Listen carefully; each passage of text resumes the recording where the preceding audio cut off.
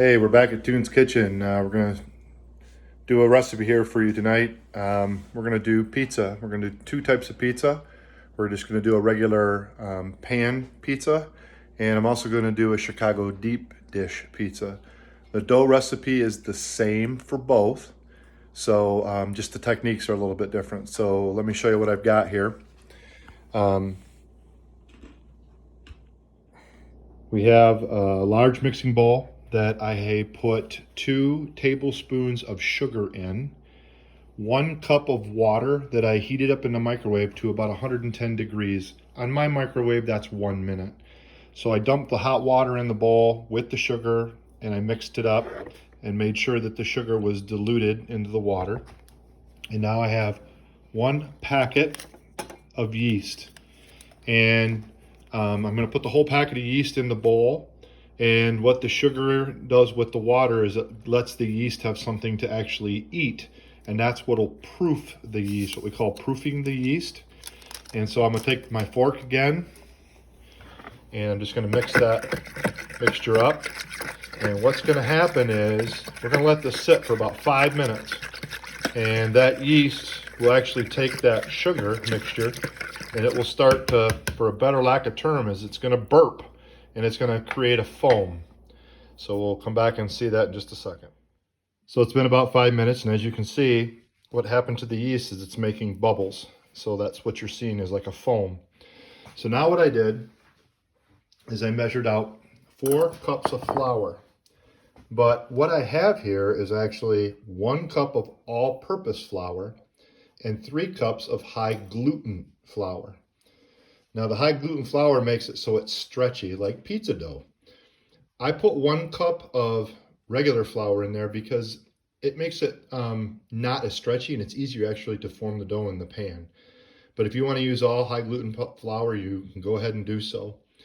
You also don't have to use any high gluten flour. You can make this recipe with just 4 cups of all-purpose flour and it'll work out just fine. It just will be more like a cake dough than it will be like a pizza dough, but it still works. So what I'm going to do is I'm going to now dump probably about a quarter of that, maybe a half of the flour mixture in with the yeast. And after I do that, I'm going to mix it up. And I'll show you that in just a second. So let me show you why I only put half of the flour in there. So half of the flour is out of the bowl and now into the mixture. And what we've got is we've got that yeast now worked in with the flour. And just to let you know what the yeast is actually doing, the yeast is actually creating carbon dioxide, and that's what actually lets bread rise. And so what we make this dough, we'll check it after we have to let it rise for about an hour. You'll see that it's going to double in size, and that what it is the yeast actually making the carbon dioxide. But now I want to add a 1/4 cup of oil. Now you can use vegetable oil, you can use any type of oil you want. I'm using olive oil just because it's healthier and I like the taste of it, obviously. So we're going to dump that in, and then we're going to dump the rest of the flour mixture in. And you can see that I'm actually mixing it up with a fork. I'm actually going to mix it with a fork a little bit more, and then I'm actually going to use my hands. Okay, so just to tell you what I did here. So you can do this dough in a stand mixer with a dough hook. I don't like to do it that way because I like to be able to feel the dough. What I did is I took a little bit, another 1/4 cup of water, and I put it in the microwave for about maybe 15 seconds just to warm it up. And I had to add some water to this dough to get it where I want it to be. Now I want to show you how I knead it. A lot of people will put it down on the countertop and roll it and do all kinds of stuff. All I did is, when I first started out, it was sticking to my fingers, and it will. But what you want to do is you want to push the dough underneath. I don't know if you can see I'm making a cup, and I'm bringing it across the top and rolling it underneath. And I'm actually trapping air inside the dough, okay?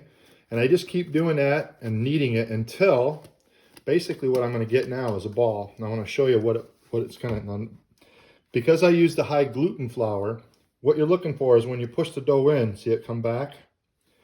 That's actually what you're looking for. And you're looking, and the dough should be a little sticky, but not sticking to your hands, okay? So now we're ready to let it rise. I put, I don't know, it's probably about a tablespoon of olive oil in there. And I'm just going to swish it around the bowl. because we want that dough to be able to climb the sides of the bowl. And if you don't put any oil in there, it's going to stick to it, and that's not going to let that dough rise. So I'm making sure that I've got it on all the sides. I'm going to take my dough and I'll place it in there. I'm just going to roll it over once, like so. And you can see the dough's got oil on it. I take a nice I took just a regular kitchen towel and I wetted it. I'm going to put it over the top. And I'm going to put it over here in the oven because we want a warm place for it to rise. I'm going to show you what I do. I'm actually going to turn the oven on. And what I do with my oven is I'm going to hit start. And I'm going to let it warm up until I actually start seeing that temperature start to record. And then I'm going to hit off.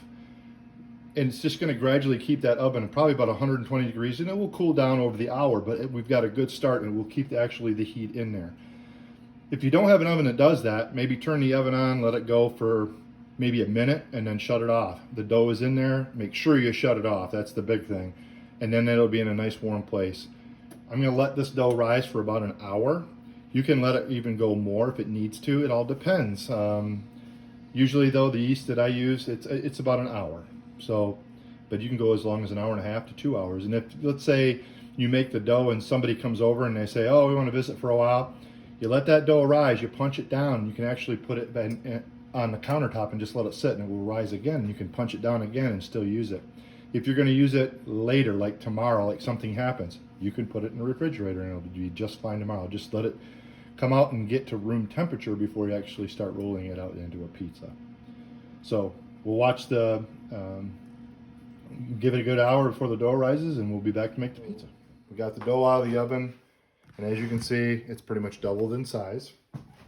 So the first thing we're going to do is we're just going to take our hands. First I'll take my ring off. I don't know if you noticed that before, but I had my ring off when I made the dough, put it back on. I'm going to take it off so it doesn't get full of dough again. But I'm just going to take my fingers and I'm just going to punch this down a little bit.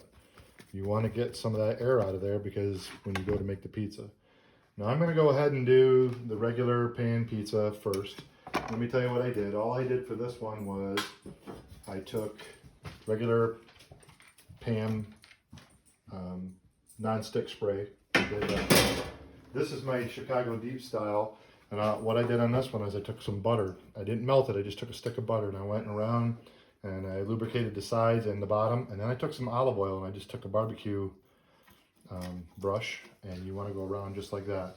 Now I don't know the true secret behind Chicago deep style because every single one in Chicago has a totally different thing, and that pan is the best one I can find. It's actually a cake pan, but they have special pans in Chicago, but it's going to work out just fine. So what I'm going to do with my dough is I'm going to take about a third of it and just cut it with a knife, like so. Okay.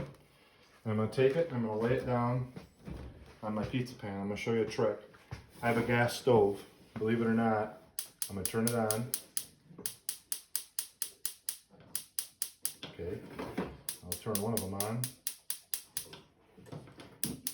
I have to do a little bit in the back. All I'm going to do is just take this pan and just heat it up just a little bit, just by turning it on that little flame back there, about that long. Not all I'm doing is just heating the pan up a little bit.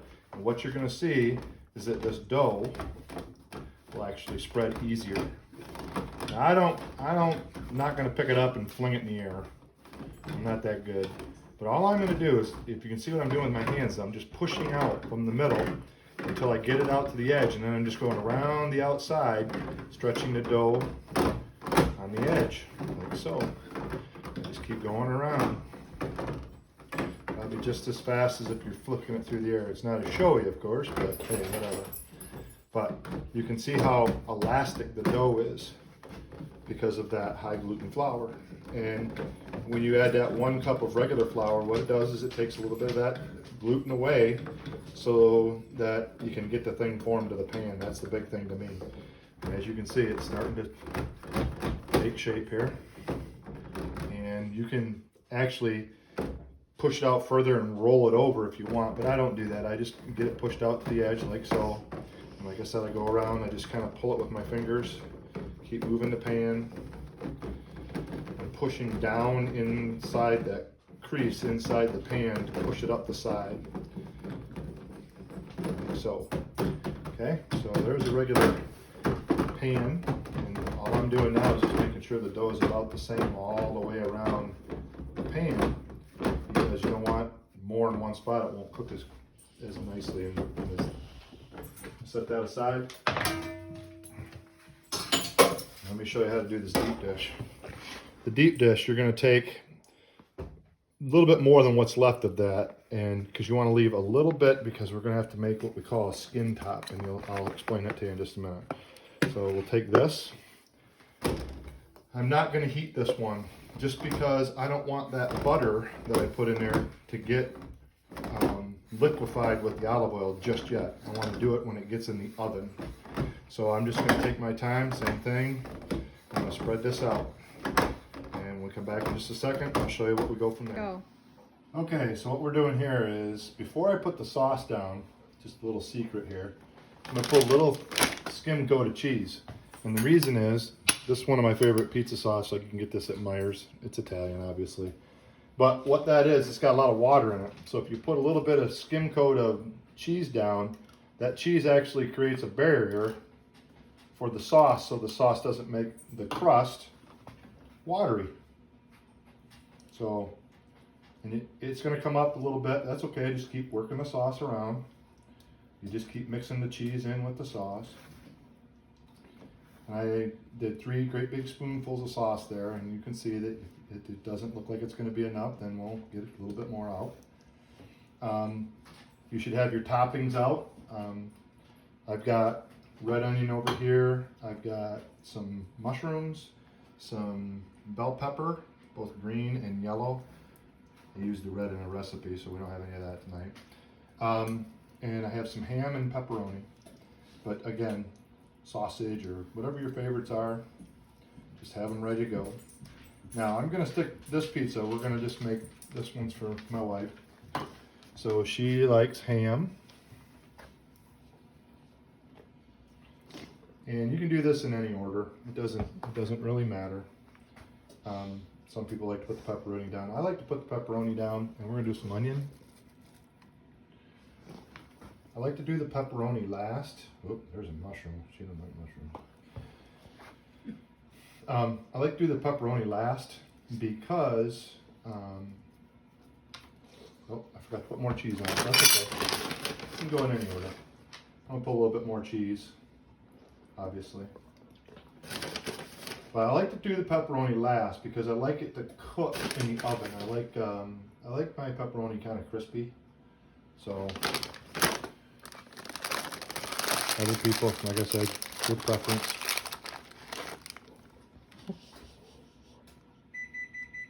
Oh, by the way, you just heard the oven go off. I turned the oven on to 400 to preheat it.